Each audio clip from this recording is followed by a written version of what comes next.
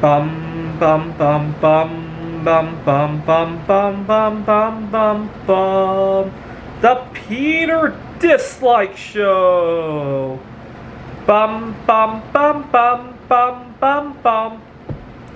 Well, it's Sunday night. I'm looking forward to next week. Hopefully, next week will be a little bit easier.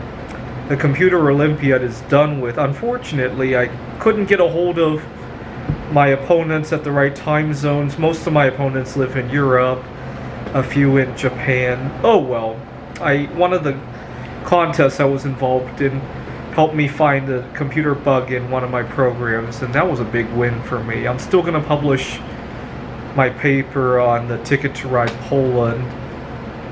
All in all, not the end of the world, even though I didn't get to finish all of my contests. But I had a really rough week last week trying to juggle the Computer Olympiad with multiple jobs and an art show coming up. The art show's next Friday. Fortunately, I've wrapped up quite a number of things. Didn't get to my goal of 1,000 zinc Buddhas. I was hoping to pour 1,000 of these, just because it's a nice round number and to show off. Kind of like back in March, the first art show where I brought a full ton of bismuth to the show, and it was more backbreaking than anything else. I hardly sold any of it, but I love round goals like that. I only got 600 some of the zinc Buddhas. Zinc has become my new favorite metal, not because I want to hold on to it as an investment, but because it's so cheap. I mean, each of those Buddhas cost me about 60 cents worth of zinc, and it's not very damaging to my equipment, and low melting point, right? And so very easy to turn around, and very easy to sell a lot of as well, because the price is very modest. Get my word out there, right? Ever since I started pouring zinc, by comparison, bismuth, and especially pewter, tin, they almost seem like precious metals to me now, just by comparison with zinc, right? And unfortunately, I learned the hard way. The weekend came, but unfortunately, I spent most of the weekend paying off the sleep debt from last week.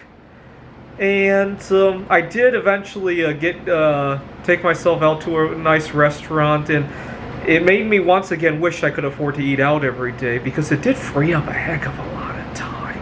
I didn't have to worry about the mess. I didn't have to worry about a lot of other things. And unfortunately, I have to use the same kitchen that I used to melt some of these some borderline toxic metals. So I have to clean up, and you get the idea, right? If I could eat out every meal, it would free up a lot of mental energy to write some computer games, art projects. I teach at 2 different colleges now.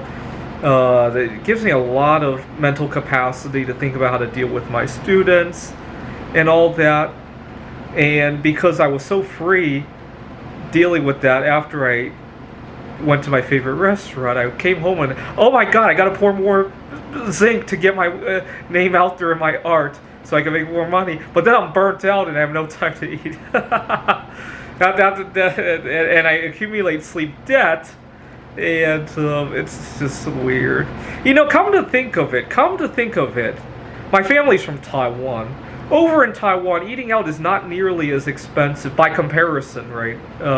Here compared to here in the United States, in large part because, you know, we talk about how a lot of our waiters are not making a living wage and all that. In Taiwan, they make less than we do, but a lot of them do make a living wage because there's a lot of people who live in multi-generational housing, right? And so the living wage, the number you need to hit a living wage is a very different concept than here in the United States, where your typical waiters at the Gertrude's restaurant, at the Desert Botanical Garden, they have their own 1-bedroom apartment or whatever the situation is, or maybe they live with a partner in life. And a very different concept. If that Gertrude's restaurant were in Taipei, first of all, the restaurant would be a lot smaller in terms of real estate, and your typical wait staff there would be living with their parents and grandparents. Very different concept, right? I actually like the Taiwanese model better, because if you think about it, a good economy should specialize, right? There are people who are good at cooking, and the rest of us can be good at art or teaching at Phoenix College. We should be putting our energy toward that, right? Anyway, so my goal this week is to not end the week with a sleep debt, right? I unfortunately, I put a big lien against this weekend before it even came, and I really regret it now. This is the Peter Dislike Show. Bum bum bum bum bum bum bum bum bum bum bum bum. The Peter Dislike Show. Bum bum bum bum bum bum bum.